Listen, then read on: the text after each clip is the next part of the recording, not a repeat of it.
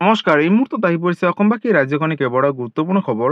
অসমৰ লাখ লাখ ধনী দুখীয়া পৰিয়ালৰ বাবে এটা ডাঙৰ খবৰ। অৰ্থাৎ ৰেচন কাৰ্ড থাকিলেই সুখবৰ, কাৰণ ৰেচন কাৰ্ড থাকিলে এতিয়াৰ পৰা লাভ কৰিব কেইবাটাও সুবিধাৰ লগতে ৰেচন কাৰ্ডক লৈ এটা নতুন আপডেট, লগতে অৰুণোদয় আঁচনিৰ টকা এতিয়াৰ পৰা দিব প্ৰতি মাহে ১৫০০ টকা। লগতে যিসকল মহিলা আত্মসহায়ক গোটৰ বাবে আবেদন কৰিছিলে তেওঁলোকক দিব ৮৫,০০০ টকা। আৰু মুখ্যমন্ত্ৰী ডক্টৰ হিমন্ত বিশ্ব শৰ্মাই ঘোষণা কৰিছে যে যিসকল দুখীয়া দৰিদ্ৰ পৰিয়াল এতিয়ালৈকে চৰকাৰী ঘৰ পোৱা নাই তেওঁলোকক নতুনকৈ চৰকাৰী পকী ঘৰ দিব। গতিকে ভিডিঅ'টো সম্পূৰ্ণকৈ চাওক আৰু ভালদৰে বুজি লওক। তো বলক ভিডিঅ'টো আৰম্ভ কৰোঁ। আৰু আজিৰ প্ৰথমটো খবৰ হৈছে ৰেচন কাৰ্ডক লৈ। বন্ধুসকল, ৰেচন কাৰ্ড থকা প্ৰতিগৰাকী মহিলাৰ বাবে এটা ডাঙৰ খবৰ। অৰ্থাৎ ৰেচন কাৰ্ডৰ এটা কাম নকৰিলে হয়তো আপোনালোকে ৰেচন কাৰ্ডৰ জৰিয়তে বিনামূলীয়াকৈ চাউল নাপাব। নতুন এটা আপডেট আহিছে, আপডেটটো এবাৰ চাই লওক। KYC নকৰা গ্ৰাহকে নাপাব ৰেচন কাৰ্ডৰ জৰিয়তে বিনামূলীয়াকৈ চাউল। যদিহে আপুনি ৰেচন কাৰ্ড পোৱা নাই তেনেহ'লে শীঘ্ৰেই কৰি লওক ৰেচন কাৰ্ডৰ বাবে আবেদন আৰু KYC কৰক। আপুনি এই মাহৰ ৰেচন সংগ্ৰহ কৰিলেনে? KYC নকৰা গ্ৰাহকে নাপাব ৰেচন কাৰ্ডৰ জৰিয়তে বিনামূলীয়াকৈ চাউল বুলি ঘোষণা কৰিছে। লগতে যদিহে আপুনি ৰেচন পোৱা নাই শীঘ্ৰেই কৰি লওক KYC, আৰু KYC কৰা গ্ৰাহকসকলেহে লাভ কৰিব ৰেচন কাৰ্ডৰ জৰিয়তে বিনামূলীয়াকৈ চাউল। ১ ছেপ্টেম্বৰৰ পৰা চলি আছে অন্য সেৱা দিন।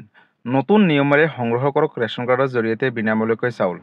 লগতে ৰেচনৰ দোকানে চাউল কমকৈ দিলে অথবা দোকান বন্ধ কৰিলে এতিয়াৰে পৰা আপোনালোকে দিব পাৰিব অভিযোগ। ডায়েল কৰক 180034536611। লগতে ফোন নালাগিলে মেছেজ কৰক এই বিশেষ নম্বৰটোত, আৰু এই নম্বৰটো চৰকাৰে মুকলি কৰিছে। লগতে হেল্পলাইন নম্বৰটো হৈছে 1967। এই নম্বৰটো কল কৰি আপোনালোকে অভিযোগ দিব পাৰিব। নিৰ্দেশ অমান্য কৰিলে সুলভ মূল্যৰ দোকানীৰ বিপদ অনিবাৰ্য বুলি ঘোষণা কৰিছে। লগতে ৰেচন সংগ্ৰহ কৰিবলৈ EPS মেচিনত দিব লাগিব ফিংগাৰপ্ৰিণ্ট, আৰু ফিংগাৰপ্ৰিণ্ট দিহে আপোনালোকে চাউল সংগ্ৰহ কৰিব। সজাগতাৰ বাবে ৰেচনৰ দোকানীয়ে ফলক আঁৰিব লাগিব দোকানৰ সন্মুখত। নিয়ম ভংগ কৰিলে দোকানীৰ বিৰুদ্ধে লোৱা হ'ব শাস্তিমূলক ব্যৱস্থা। গতিকে আপুনি এই মাহৰ ৰেচন সংগ্ৰহ কৰিলেনে? যদি কৰিলে তেনেহ'লে ভাল খবৰ, আৰু যদি কৰা নাই 10 ছেপ্টেম্বৰ তাৰিখৰ আগতে আপোনালোকে ৰেচন কাৰ্ডৰ জৰিয়তে বিনামূলীয়াকৈ চাউল সংগ্ৰহ কৰক।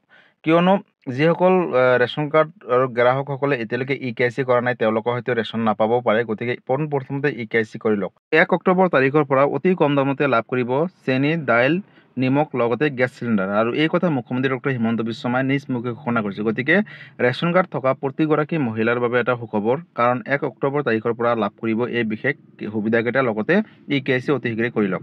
আৰু আজিৰ পৰৱৰ্তী খবৰটো হৈছে মহিলাসকলক চৰকাৰে দিব ৮৫,০০০ টকা। অৰ্থাৎ যিসকল মহিলা যোগ্য হ'ব তেওঁলোকক দিব। কিন্তু এই টকা লৈ আপোনালোকে কি কৰিব, কি কৰিলেহে পৰৱৰ্তী কিস্তিত টকা দিব, নতুন এটা আপডেট দিছে চৰকাৰে। আপডেটটো চাই লওক। ৰাজ্যৰ লাখ লাখ মহিলালৈ ভাল খবৰ। ব্যৱসায় কৰিবলৈ চৰকাৰে মহিলাক দিব হাজাৰকৈ টকা। কোনে কোনে লাভ কৰিব এই টকা বুলি ঘোষণা কৰিছে।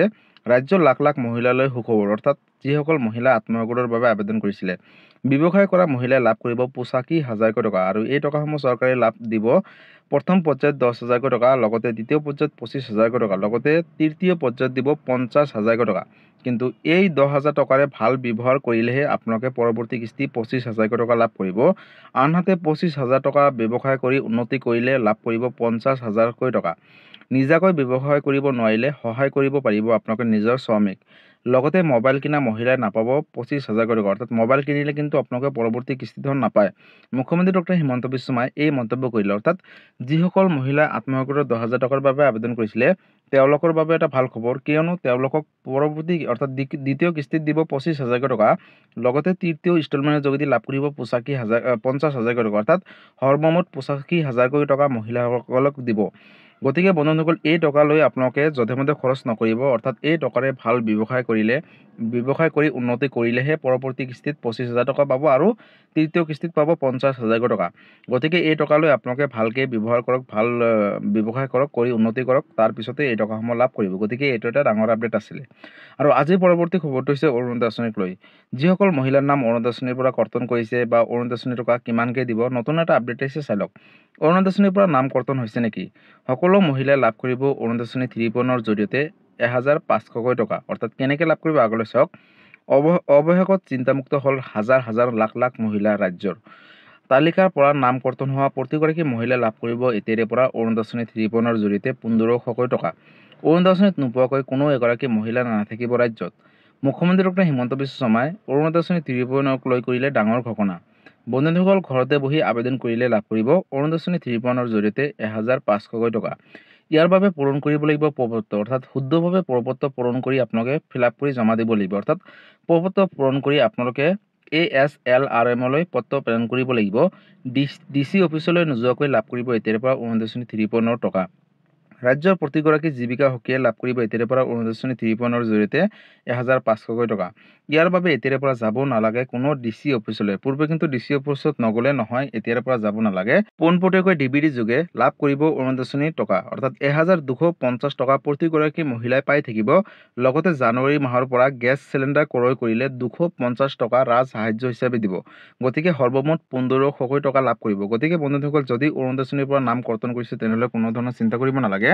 আপোনালোকে প্ৰপত্ৰখন পূৰণ কৰি ASLRM-লৈ পঠিয়াই দিয়ক আৰু আপোনালোকে যোগ্য মহিলা হ'লে 29.53 জৰিয়তে 1250 টকা লাভ কৰিব। লগতে অহা জানুৱাৰী মাহৰ পৰা গেছ চিলিণ্ডাৰ ক্ৰয় কৰিলে 250 টকা ৰাজ সাহায্য দিব। সৰ্বমুঠ 1500 টকা লাভ কৰিব। গতিকে ৰাজ্যৰ লাখ লাখ মহিলাৰ বাবে এইটো ডাঙৰ আপডেট দিছে মুখ্যমন্ত্ৰী ডক্টৰ হিমন্ত বিশ্ব শৰ্মাই।